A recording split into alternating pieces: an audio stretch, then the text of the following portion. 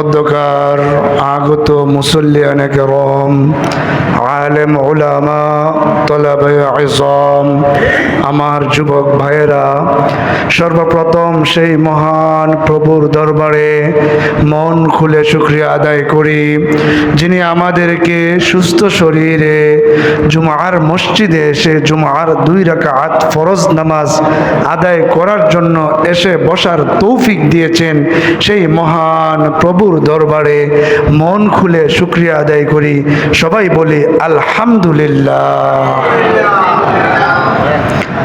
আমি আপনাকে আল্লাহ তাআলা সুযোগ করে দিয়েছেন বলেই আসতে পারছি। অনেকে আসতে পারবে না, জেলে আছে, অনেকে আছে হাসপাতালে কাতরাইতেছে, অনেকের ভাগ্যে নাই, ঘুরতেছে, তারা আসবে না। আপনি আমাকে আল্লাহ সব সমস্যার সমাধান করে সুস্থ শরীরে আমাদেরকে আল্লাহর ঘরের মেহমান হিসেবে কবুল করেছেন। আবারও বলি আলহামদুলিল্লাহ। আল্লাহর নিয়ম হইল, আমি আপনি যদি কোনো নিয়ামত পাই, ওই নিয়ামতের যদি কদর করি, শুকরিয়া আদায় করি, তাহলে ওই নিয়ামতকে আল্লাহ নিজে স্বয়ং বৃদ্ধি করে দেন। বলেন সুবহানাল্লাহ। আল্লাহ বলেন, وَإِذْ تَأَذَّنَ رَبُّكُمْ لَئِن شَكَرْتُمْ لَأَزِيدَنَّكُمْ وَلَئِن كَفَرْتُمْ إِنَّ عَذَابِي لَشَدِيدٌ। আল্লাহ বলেন, তোমরা স্মরণ করো, তাআজ্জানা রাব্বুকুম, তোমাদের প্রভু ঘোষণা দিতেছেন। কে ঘোষণা দেন? আল্লাহ, তিনি নিজে ঘোষণা দেন। লাইন শাকারতুম লাআযীদান্নাকুম, যদি তোমরা শুকরিয়া জ্ঞাপন করো, তাহলে অবশ্যই অবশ্যই আমি তোমাদের নিয়ামত সমূহকে বাড়িয়ে দেব। বলেন সুবহানাল্লাহ। ওয়ালাইন কাফারতুম ইন্না আযাবি লাশাদীদ, আর যদি তোমরা অকৃতজ্ঞতা করো, কুফরি করো, অস্বীকার করো, কৃতজ্ঞতা করো, নাশুকরি করো, ইন্না আযাবি লাশাদীদ, নিশ্চয় আমার আযাব, আমার গজব, আমার শাস্তি বড় কঠিন। বলেন নাউযুবিল্লাহ। তাইলে আপনি আমি যে কোনো নিয়ামত পাই, ওই নিয়ামতের শুকরিয়া আদায় করব। হাদিস শরীফে এসেছে, নবী সাল্লাল্লাহু আলাইহি সাল্লাম বলেন, ইগতানিম খামসান ক্বাবলা খামসিন, শাবাবাকা ক্বাবলা হারামিক, ওয়া সিহহাতাকা ক্বাবলা সুকুমিক, ওয়া গিনাকা ক্বাবলা ফাকরিক, ওয়া ফারাগাকা ক্বাবলা শুগলিক, ওয়া হায়াতাকা ক্বাবলা মাউতিক। হাদিসে আছে, আল্লাহর নবী সাল্লাল্লাহু আলাইহি সাল্লাম বলেন, 5 জিনিসের পূর্বে 5টা জিনিসকে তোমরা গনিমত মনে করো। 1 নাম্বার, তোমার যৌবনকালকে বৃদ্ধ বয়স হয়ে যাওয়ার আগেই গনিমত মনে করো। ওয়াসিহহাতাকা ক্বাবলা সুকুমিক, তুমি তোমার সুস্থতাকে অসুস্থ হয়ে যাওয়ার পূর্বেই গনিমত মনে করো। আমরা সুস্থ থাকলে আমরা বেপুরা চলাফেরা করি, ঠিক না? সুস্থ আছি, শরীরগত ভালো, উল্টা পাল্টা চলতেই থাকে। কে আমার পাড়ার তলে পড়লো না পড়লো এটার হিসাব নেই। কই হুজুর আল্লাহ তো স্বাস্থ্য ভালোই দিছে, কেটা পাড়ার তলে ফিরা মারা গেছে হুজুর কইতে পারি না। এমন আমরা যখন স্বাস্থ্য ভালো থাকে, আমরা এই স্বাস্থ্যের না কদরি করি। কিন্তু দেখবেন যে অনেকেই স্বাস্থ্যওয়ালা ছিল, ক্যান্সারে আক্রান্ত, আজকে অনেকেই স্বাস্থ্যওয়ালা ছিল, কিডনি রোগে আক্রান্ত, অনেকেই স্বাস্থ্য ভালো ছিল, আজ হাসপাতালের বেডে কাতরাইতেছে, উঠতে পারে না। তাইলে আল্লাহ নবী সাল্লাল্লাহু আলাইহি ওয়াসাল্লাম কি বলেন? ওয়াসিহহাতাকা ক্বাবলা সুকুমিক, তুমি তোমার অসুস্থ হয়ে যাওয়ার পূর্বে সুস্থতাকে এটা নিয়ামত মনে করো, সুস্থ থাকাকালীনই তুমি নামাজ পড়ো। আমরা কিন্তু সুস্থ সবল, আজান দিছে মসজিদের সামনে দিয়ে আমরা হাইটে যাই, নামাজ পড়ি না। কিন্তু এমন একটা সময় আসতে পারে যে আপনি কাতরাইতে থাকবেন ঘরে বসে, আর মনে মনে ভাববেন, আজান দিছে, মনটা তো চায় নামাজে যাইতাম, কিন্তু আপনার এই তৌফিক নাও থাকতে পারে। এই কারণে আমি আপনি যখন সুস্থ থাকব, তখন অসুস্থতার আসার আগে এইটাকে নিয়ামত, গনিমত মনে করব। ওয়াগনাকা ক্বাবলা ফাকরিক, এবং তোমার ধনাঢ্য হালতকে, গরিবী হালত হওয়ার আগেই গনিমত মনে করো। আজকে আপনার টাকা পয়সা আছে, ধন দৌলত আছে, এই ধন দৌলতকে গনিমত মনে করবেন। জাকাত ফরজ হলে জাকাত দিবেন, দান খয়রাত করবেন। আশেপাশে যারা প্রতিবেশী আছে তাদেরকেও দেখবেন। হাদিসে আছে যে আপনি আপনার পেটকে ভরে খাইলেন, ও যা রুকা যা ইউন, অথচ আপনার প্রতিবেশী বুক মানে তাদের পেটে ভাত নাই, যদি এমন হয় আনতা লাস্তা মুমিন, মানে আপনি প্রকৃত মুমিন হতে পারলেন না। বলেন না নাউজুবিল্লাহ। আপনি খাইলেন, আপনি পরিতৃপ্ত, কিন্তু আপনার পাশের প্রতিবেশী, সে হতে পারে আপনার ভাই, হতে পারে আপনার ভাই না, কিন্তু আশেপাশের ঘরের মানুষ আর কি, যারা আসলে আপনার রক্তেরও কেউ না, কিন্তু তারাও যদি আপনার পেটে ভাত না থাকে আর আপনি খাইতেছেন পেট ভরে, তাহলে হাদিসের ভাষ্য অনুযায়ী আপনি প্রকৃত মুমিন হতে পারলেন না। অতএব আমরা কি করব? নিজেও খাইব, তৌফিক থাকলে আশেপাশের তাদেরকেও দেখব, এভাবে চলব। তাহলে ধনাঢ্যতা থাকলে ওই ধনাঢ্যতাকে গনিমত মনে করতে হইব। টেকা আছে আপনার, আপনি মদ গাঞ্জা এগুলো খাইলেন, এগুলোর আসর বসাই দিলেন, গান গীত করাইলেন, করানোর পরে সব টেকা শেষ। একসময় দেখবেন নিজেই ফকির, বলে টেকা যতক্ষণ ছিল ততক্ষণই সব কিছু করলাম, এখন দিয়ে কিছু নাই। তাহলে এই কারণে টাকা হইলেই আপনি অশ্লীলতার দিকে যাইতে পারবেন না, বরং টাকার অপচয় করতে পারবেন না, বরং এটাকে গনিমত মনে করতে হবে। ও ফারাগাকা ক্বাবলা শুগলিক, হাদিসে আছে আল্লাহর নবী সাল্লাল্লাহু আলাইহি সাল্লাম বলেন, তুমি তোমার অবসর সময়কে ব্যস্ত হয়ে যাওয়ার পূর্বে গনিমত মনে করো। অনেকে দেখবেন যে ঘুরে ঘুরে, হুজুর কোনো কাজ নাই, আবার নামাজও পড়ে না। তো কাজও নাই, নামাজও পড়েন না কেন আপনি? আপনার তো ফারাক সময়, আপনার তো অবসর সময় আছে, তা আপনি নামাজ পড়েন না কেন? নামাজ পড়বেন, জিকির আজকার করবেন, আপনি ভালো কাজে সম্পৃক্ত থাকবেন। এমনও সময় আসতে পারে যে আপনার আর কোনো সময়ই পাইতেছেন না, ভালো কাজ করার মতন মন চাইব যে আমি যদি একটু মসজিদে যাইতে গিয়ে বসতে পারতাম, এই সময় পাইবেন না। আল্লাহ আপনাকে এমন সুগলে এমন ব্যস্ত করে দিতে পারেন যে ব্যস্ততার কারণে আপনি আর মসজিদে আসতে পারতেছেন না। কারণে যদি অবসর সময় থাকে, তাহলে এই অবসর সময়টাকে আপনি আমি কি মনে করব? গনিমত মনে করব। ও হায়াতাকা ক্বাবলা মাউতিক, আমার যে টার্গেট এটা হচ্ছে এটা। ও হায়াতাকা ক্বাবলা মাউতিক, তুমি তোমার মৃত্যুর পূর্বে তোমার জীবনটাকে গনিমত মনে করো। বলেন সুবহানাল্লাহ। আমরা নিয়ামত পাই না, নিয়ামত খুঁজে পাই না, আমরা কই হুজুর নিয়ামত নাই। আমারও বা একই ভাষা, আমাদের তো নিয়ামত নাই, এই নাই সেই নাই, হাজার অভিযোগ। আপনি আমি এখনো বেঁচে আছি, এখনো শ্বাস প্রশ্বাস ফালাইতে পারতেছি, এটাই নিয়ামত। বলেন সুবহানাল্লাহ। মনে করেন আপনার কিছুই নাই, খাইল্লা আব্দুল্লাহ, শুধুমাত্র আপনি একজন আলিফের মতন, জের জবর পেশ সাকিন কিছু নাই, আপনি শুধু বেঁচে আছেন, এটাও নিয়ামত। কেন? আপনি আমার এই বয়সের অনেকেই কবরে চলে গেছে, আপনি আমাকে আল্লাহ এখনো বাঁচিয়ে রাখছেন, এটাই নিয়ামত। অনেকেই ফাঁস করছে না, বাপে গালি দিচ্ছে, বউ কথা শুনছে না, ইতার লেগে আত্মহত্যা করে লায়। আরেক বেড়া বলে এর সাথে বেটির সাথে কথা কইছে না, বেটি আত্মহত্যা করে লাইছে। আবার বেড়ার বেটির সাথে বেটি বলে এর সাথে কথা কইছে না, কারণ আত্মহত্যা করে লাইছে। গর্দব। আল্লাহর নিয়ামত, এই জীবনটা আপনি আমাকে আল্লাহ কি দিয়েছেন? নিয়ামত দিয়েছেন। কারো প্রতি অভিমান কইরা নিজের জীবনকে হত্যা করার অধিকার আপনি আমার নাই। আপনাকে এই জীবনটা আল্লাহ আপনি আমাকে কি দিয়েছেন? নিয়ামত দিয়েছেন, এটা আপনাকে আমানত দিয়েছেন। এই আমানতের খেয়ানত করার কোনো অধিকার নাই। কে কথা না কইছে, কথা না কইলে আর বাদ দিয়ে দেন, জীবন থেকে ডিলিট করে দেন, বাস। এ কথা কইছে না লেগে আত্মহত্যা করে লেগে পরীক্ষা ফেল হয়েছে। এমন পরীক্ষা ছাড়া জীবনে অনেকেই চলে যাইতেছে গা। পরীক্ষার জীবনে কি পড়ালেখাই করছে না, হেও বাইচা আছে। আর অনেকে পরীক্ষা ফেল হয়েছে, লেগে মরে গেছে গা। এমন হাজার হাজার ঘটনা আমাদের চোখের সামনে পড়ে। আরে কি হয়েছে? আপনার জীবনটা আল্লাহ দিছেন, আমানত দিছেন, আপনি মরবেন কেন? তো তো আল্লাহ নবী সাল্লাল্লাহু আলাইহি ওয়াসাল্লাম কি বলেন, ও হায়াতাকা ক্বাবলা মাউতিক, তুমি তোমার জীবনকে তোমার মৃত্যুর পূর্বে গনিমত মনে করো। সুতরাং আল্লাহ যেহেতু আমাকে এখনো বাঁচিয়ে রাখছেন, আমি আপনি কি করব, আল্লাহর আনুগত্য করব, নামাজ পড়ব, রোজা রাখব, হজ আদায় করব যদি হজ ফরজ হয়ে থাকে, যাকাত যদি ফরজ হয় যাকাত আদায় করব, এভাবে ইসলামকে মেনে চলব।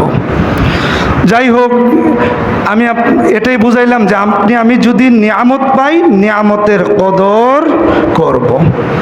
তো অনেকে তো মসজিদে আসে না, তো সে শুনবে কোথায় থেকে? দেখবেন যে অনেকে মসজিদে সর্বশেষ আসবো, খুতবা দেওয়া শেষ, উনি দাঁড়াইব, নামাজ পড়ে যাইব, তো উনি জীবনের কোনো দিক নির্দেশনা পায় না। তো পাইব কেমনে? উনি তো আসেই না, মসজিদে আসে না, আসলেও একবার সর্বশেষ আসে যখন কোনো কথা হয় না, তাইলে জীবনের কোনো মানে খুঁজে পায় না, ঘুরে ঘুরে হুজুর কিছু পায় না। তো আমারও তো বলবেন, আপনাদেরকে দেখেন অনেকে বলে কি তা করমু বুঝা পাই না, ওই যে হের নিয়ামতটা হে বুঝতেছে না, তাকে যে আল্লাহ একটা জীবন নামক একটা নিয়ামত দিয়েছেন এটা সে বুঝে না, এ কারণে ঘুরে আর কয় কারে কিতা করতাম, কেমনে ক্ষতি করতাম, কি করতাম, ইতালে মাথা নষ্ট। অথচ আল্লাহ আপনি আমাকে একটা নতুন জীবন আপনি আমাকে আল্লাহ কি করছেন, উপহার দিয়েছেন। প্রত্যেক দিনের সূর্যটাই কিন্তু একটা নতুন সূর্য, নাকি নাকি গেছে কালকের সূর্যটা, আজকের সূর্যটা কিন্তু নতুন, নিউ, একদম নতুন। সুতরাং আপনি চাইলে প্রতিদিনই নতুন করে আপনি আমি জীবনকে সাজাইতে পারবো। আল্লাহর নবী সাল্লাল্লাহু আলাইহি ওয়াসাল্লাম এই কারণেই বলেন, ও হায়াতাকা ক্বাবলা মাউতিক, তুমি তোমার জীবনকে মৃত্যুর পূর্বে নিয়ামত গনিমত মনে করো। আল্লাহর ভয় নিয়ে আমি যে আয়াত পাঠ করলাম, আয়াতে আছে আল্লাহ বলতেছেন, ইয়া আইয়ুহাল্লাযীনা আমানুত্তাকুল্লাহ, হে ঈমানদার সকল আল্লাহকে ভয় করো, ওয়া কুনু মাআস সাদিকিন, এবং তোমরা সত্যবাদীদের সাথে চলো। এটার সঙ্গে আরেকটি আয়াত দ্বারা আল্লাহ বলতেছেন, তারা হইল প্রকৃত সত্যবাদী, যারা ঈমান আনে এবং আল্লাহর প্রতি কোনো সন্দেহ রাখে না, এবং তারা নিজেদের জান মাল দিয়া আল্লাহর রাস্তায় খরচ করে, উলাইকা হুমুস সাদিকুন, তারাই হলো সত্যবাদী। বলেন সুবহানাল্লাহ। আপনি আমার সঙ্গী কে হবে? বলেন, আপনি আমার সঙ্গী হবে নামাজি ব্যক্তি। বলেন না সবাই, আপনি আমার সঙ্গী কে হবে? নামাজি ব্যক্তি। বেনামাজিরে আপনি সঙ্গী বানায়েন না। বেনামাজির সাথে যদি আপনি সঙ্গে হাঁটেন, তাহলে একদিন, দুই দিন, তিন দিনের মধ্যে কইব নামাজ এখন না পড়লে চলবো, পরে আবার আরেকদিন কইব না পড়লে কী তা হয়, এমনি আপনি আমাকে কি করবে, ধোঁকা দিবে। এ কারণে আল্লাহ বলেন, ইয়া আইয়ুহাল্লাযীনা আমানুত্তাকুল্লাহ, হে ঈমানদার সকল তোমরা আল্লাহকে ভয় করো, ওয়া কুনু মাআস সাদিকিন, এবং তোমরা সত্যবাদীদের সাথে চলো। হাদিস যে পাঠ করেছিলাম, قال النبي صلى الله عليه وسلم لا فضل لعربي ولا عجمي ولا فضل على أحمر على أسود إلا بالتقوى। নবী সাল্লাল্লাহু আলাইহি ওয়াসাল্লাম তিনি বলেন, লা ফাদলা লিআরাবিয়্যিন আলা আজামিয়্যিন, কোন আরব যারা সৌদি আরবের মানুষ যারা আছে, যারা আরবের অধিবাসী, তারা কখনো আজমি অর্থাৎ বিদেশি লোকদের থেকে কোনো উত্তমতা তাদের মধ্যে নাই। তারা যে ফজল, তাদের সম্মান বেশি, এমন কোনো সিস্টেম নাই। ওয়ালা আহমারা আলা আসওয়াদা, শ্বেতাঙ্গের কৃষ্ণাঙ্গের উপর কোনো ধরনের গুরুত্ব ফজিলত নাই। শ্বেতাঙ্গ বুঝেন, সাদা সাদা চামড়াওয়ালার কালা চামড়াওয়ালার উপর কোনো ধরনের ফজিলত নাই, ইল্লা বিত্তাকওয়া, শুধুমাত্র তাকওয়ার মাধ্যমে ফজিলত হবে। যারা মুত্তাকি হবে তারাই আল্লাহর কাছে সবচেয়ে বেশি সম্মানিত। বলেন সুবহানাল্লাহ। আল্লাহ আরেক আয়াতে বলেন, ইয়া আইয়ুহান নাসু ইন্না খলাকনাকুম মিন যাকারিন ওয়া উনসা ওয়া জাআলনাকুম শুউবান ওয়া ক্বাবাইলা লিতাআরাফু ইন্না আকরামাকুম ইনদাল্লাহি আতাকাকুম।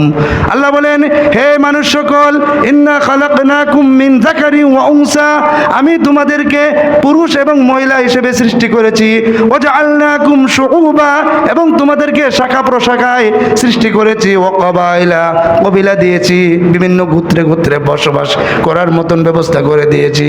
কিন্তু আমি তোমাদেরকে তোমাদের মধ্যে এটা তো শুধুমাত্র লিতা আরাফু, গোত্র গোত্র বন্টন করে দিয়েছি শুধুমাত্র তোমরা পরিচিত হওয়ার জন্য, সেই বংশের। কিন্তু আল্লাহ তাআলার কাছে সবচাইতে বেশি সম্মানিত হলো ইন্না আকরামাকুম ইনদাল্লাহি আতকাকুম, নিশ্চয় তোমাদের মধ্যে সবচাইতে সম্মানিত হলো তারা যারা মুত্তাকি হবে। বলেন সুবহানাল্লাহ। আল্লাহ নিজে আয়াতে বলতেছেন যে আমি তো এই গোত্র সব কিছুই সৃষ্টি করেছি এগুলো শুধু পরিচয় হওয়ার জন্য। এগুলোর মধ্যে কোনো ধরনের চৌধুরী বংশ, বুইয়া বংশ, আরও যে বিভিন্ন বংশ আছে না, যেটা নামকরা বংশ বলে, যে নামকরা বংশের লোক, এই বংশ দিয়া আল্লাহর কাছে কাল কিয়ামতের মাঠে পার পাওয়া যাবে না, শুধুমাত্র ইল্লা বিত্তাকওয়া, তাকওয়ার মাধ্যমে আপনি আমি সেই অন্ধকার, সেই পুলসিরাতের অন্ধকার রাস্তাটাকে শুধুমাত্র আপনার তাকওয়ার মাধ্যমে বংশ পরিচয় দ্বারা আপনি সেই ফুলসিরাতের পুলকে পার হতে পারবেন না। এই কারণে আমরা মুত্তাকি হব।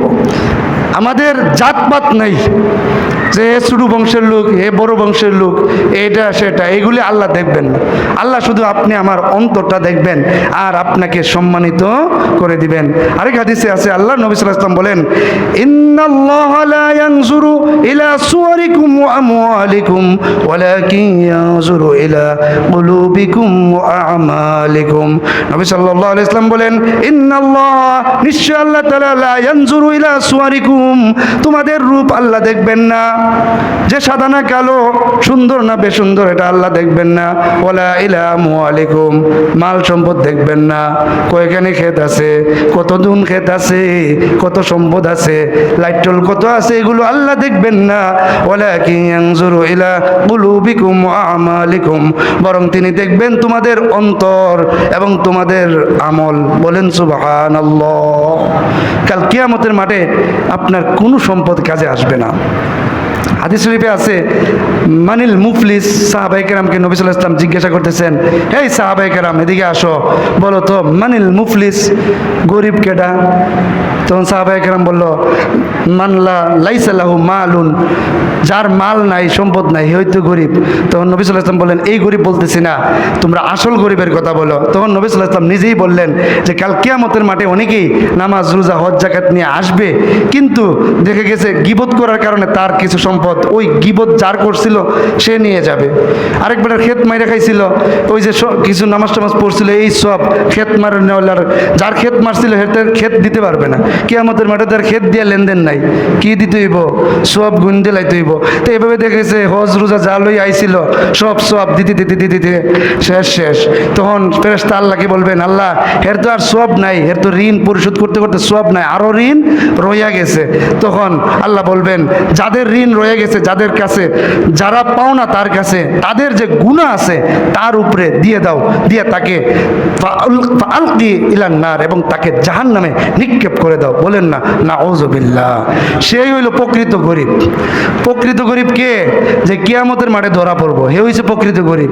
দুনিয়াতে তো আপনি কেউ 10 টাকা বেশি, কেউ 5 টাকা কম, এইগুলি দিয়ে চলে লাইতে পারে, এমনি চলে যায়, কিন্তু কিয়ামতের মাঠে যে ধরা পড়বে, কিয়ামতের মাঠে আপনার কলারে যদি কেউ ধরে ফেলে, আপনি ওই বিপদ থেকে বাঁচার চেষ্টা করবেন সবাই। দুনিয়া তো কোনো মতে হইলে চলে যাওয়া যায়। আপনি যদি কারো পায়ে পাড়া না দেন, কারো খেতে পাড়া না দেন, নিজে কোনো মতে ডাল বাতাই না খাইয়া চললে পৃথিবীতে চলে যেতে পারেন, কাল কিয়ামতের মাঠে আপনার কলারে কেউ ধরবে না।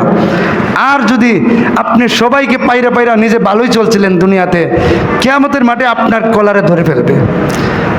কিতাবে লেখা আছে যে আমি আপনাকে এমনভাবে চলা উচিত যাতে কাল কিয়ামতের মাঠে আমাদের গার চেপে কেউ ধরতে না পারে। কথাটা বুঝছেন নি? মনে করেন আপনি লাখ টাকা ঋণ করলেন অথবা আনলেন, টাকা আর দেন না, আপনি মনে করতেছেন যে আপনি আপনার টাকাটা তো আপনার থেকে হে উদ্ধার করতে পারতেছে না, দুর্বল, আপনি বাইচা গেলেন। না, এটা ভুল, বাঁচলেন না, এটা আরো বিপদে পড়লেন। কাল কিয়ামতের মাঠে আপনাকে তারা সবাই আটকায় ফেলবে। আল্লাহ বলবেন, ওয়াকিফুহুম ইন্নাহুম মাসউলুন। আল্লাহ কি করবেন? ফেরেশতাদেরকে ডেকে বলবেন, ওয়াকিফুহুম, এদেরকে একটু থামাও, ওয়াকিফুহুম, তাদেরকে ধরো, ইন্নাহুম মাসউলুন, তাদেরকে জিজ্ঞাসা করা হবে। এই কারণে আমরা কি করব? কখনো এমনভাবে চলবো না যে মানুষে আমার আটকে লেতে পারে। দরকারটা কি? আরেক বেড়ার কাঁচা লাইলো পাড়া দেওয়ার আমার দরকারটা কি? আপনাদের কি ঘরে ভাত নাই? সবার আছে, আলহামদুলিল্লাহ যথেষ্ট আছে। এমন অনেকে আছে যে 20 বছর লাগাতার গরু বইয়া খাইলেও শেষ হবে না। এরপরও আপনি কিনা আরেক বেটার কাঁচা লাইলো পাড়া দিয়ে কবরটাকে জাহান্নাম বানাইবেন? কই হুজুর এত কাঁচা কথা বলেন? কাঁচা কথা তো এটা আপনাদের ভালোর জন্যই বলতেছি। আপনার তো অভাব নাই, আপনি কেন আরেকজনের কাঁচা লাইলে পাড়া দিলেন? আপনি কেন ঋণী হইলেন? বলে হুজুর দুনিয়াতে তো ঋণটা বোঝা যাইতেছে না। বুঝতে হবে না, ময়রা দেখেন, কবরও যায় দেখেন, বুঝবেন। আপনারা সব বুঝা, ওই যে হাদিসে আছে, এটা তো হাদিস, সহি হাদিস, মানিল মুফলিস হাদিসে আল্লাহ নবী সাল্লাল্লাহু আলাইহি ওয়াসাল্লাম সাহাবায়ে কেরামকে বলতেছেন, কেউ তোমরা সবাই কৌছেন মুফলিস কেটা, কে প্রকৃত গরিব? তখন সাহাবায়ে কেরাম বললো যে যারা মাল নাই এরা গরিব। সাহাবায়ে কেরাম বুঝতে পারে নাই, বাহ্যিক উত্তর দিয়েছে। নবী সাল্লাল্লাহু আলাইহি ওয়াসাল্লাম পরবর্তীতে স্পেশাল উত্তর যেটা এটা দিয়ে দিয়েছেন যে সে নিয়ে আইব ঠিকই, নামাজ রোজা হজ জাকাত মোটামুটি নিয়ে আসবে, সে মনে করবে যে পার পাইয়া যাইব, কিন্তু পরবর্তীতে দেখা যাইতেছে যে ঋণ সুদ কইরা আর পার পাওয়ার সুযোগ নাই। পাতুরি হাফিন নার, হাদিসের ভাষ্য অনুযায়ী তাকে জাহান্নামে সর্বশেষ অন্যদের যাদের ঋণ পাওনার হয়ে গেছে এদের গুনাহকে তার মাথায় দিয়ে তাকে জাহান্নামে নিক্ষেপ করে দেওয়া হবে। সুতরাং আমরা এমনভাবে চলবো যাতে করে অন্যের পূজা না টানতে হয়। ওই যে মুকরানের বাদশা, আমি অনেক সময় বলে থাকি, মুকরানের বাদশার একদিন উনি যাইতেছে একটা পুল দিয়া, ওই যে সাঁকো দিয়া, সেতু দিয়ে যাইতেছে। ওনার আগের যুগের বাচ্চারা তো ওই ঘোড়ার গাড়ি দিয়ে যাইতো। তো ঘোড়ার গাড়ির যে লাগাম আছে না, ওই যে দড়ি, ওই দড়িটা দেখিয়া এক বেড়া গিয়া দৌড়ে লাইছে। তখন পুলিশে গিয়ে বললো যে স্যার আপনার গাড়ির তো দৌড়ে লাইছে, লাগাম দিয়ে টান দিয়ে দৌড়ে লাইলো এক বেড়ায়, গরিব মানুষ। কেন? পরে ওনার মাথাটা বাইর কইরা ইয়ের দিকে, অর্থাৎ উনি যে বাহনে আসলে বাহন থেকে বের হয়ে আইয়া কইতেছে, ভাই কি হয়েছে? আপনি এখানে থামেন, এই পুলেই থামেন, তাই আপনি আমার একটা ঋণ আছে, ঋণ পরিশোধ করেন। আবার তোমার সাথে আবার আমার কি লেনদেন? আমি তো কোনো তোমাতে কিছু নেই। হুজুর আপনি মহাশয়, আপনি তো এই এলাকার রাজা, মুকরান এলাকার রাজা। আপনি, আপনার যে সৈন্যবাহিনী তারা এই গ্রামে আসছিল কয়েকদিন আগে, আইসা আমার একটা গরুকে তারা জবাই করে খেয়ে ফেলেছে, তারা আমাকে টাকা পরিশোধ করে নাই, আপনি এটা ঋণ শোধ করে যান। দেখছেন নি, বাচ্চা কিন্তু ঋণ শোধ বাচ্চার উপর বর্তাইছে বিষয়টা। তো বাচ্চা বলতেছে, বলে ঠিক আছে দাঁড়াও, ওই একটা গরুর বদলা 60টা গরুর টাকা ওই ব্যক্তিটাকে দিচ্ছে। কে? বাদশা। বাদশা স্টাইলে দিছে আগে 60টা গরুর টাকা দিয়া কইছে, ভাই আমারে তুমি এই পুলেই মাফ করে দাও, আমারে ফুলসিরাতের পুলে তুমি আটকাইও না। বলেন না সুবহানাল্লাহ। বাদশাহ তার অন্তরে লারাম আসছে, উনি বাহন থেকে নিচে নেমে আসছেন। ওই ব্যক্তিটা যখন বলল যে তোমার সাথে আমার একটা লেনদেন আছে, যদি এই পুলে সমাধান না করো তাহলে কাল কিয়ামতের মাঠে ওই ফুলসিরাতের পুলে তোমাকে আটকানো হবে, তখন সে প্রকম্পিত হয়ে গেছে। বাদশা নিচে নেমে আসছে, আচ্ছা তার ঋণ শোধ কইরা এরপরে চলে গেছে। আর বলতেছে যে তুমি আমার এখানেই মাফ করে দাও, আমার আর সামনে ধরিও না। বুদ্ধিমান তো সে যে কি করবে, কিয়ামতের মাঠে যাতে নিরাপদ থাকে সেই ব্যবস্থাটা করবে। হাদিসে আছে, আল কাইয়িসু মান দানা নাফসাহু ওয়া আমিলা লিমা বাদাল মাউত ওয়াল আজিজু মান ইত্তাবা হাওয়াহু ওয়া তামান্না ইলা আল্লাহ। কাইয়িস মানে সেই সে জ্ঞানবান ব্যক্তি। জ্ঞানী তো সে যে তার নিজের নফসকে কন্ট্রোল করে এবং কিয়ামতের মাঠে অর্থাৎ মৃত্যুর পরে যে ভালো থাকার যে আমলগুলি আছে সে আমলগুলি সে করতে থাকে।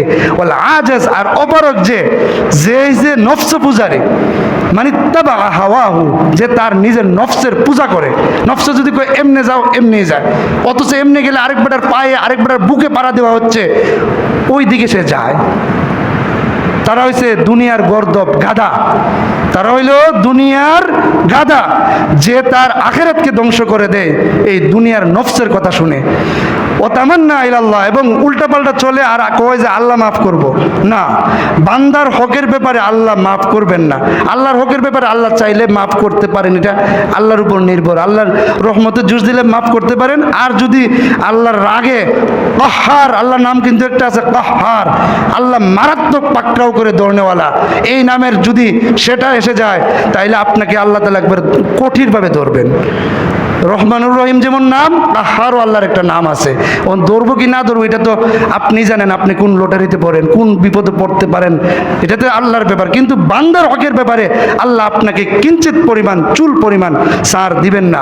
অতএব আমরা এমনভাবে চলবো, এমনভাবে আমাদের জীবনটাকে কাটাবো যাতে কিয়ামতের মাঠে আপনি আমাকে কারো জবাবদিহির আওতায় পড়তে না হয়।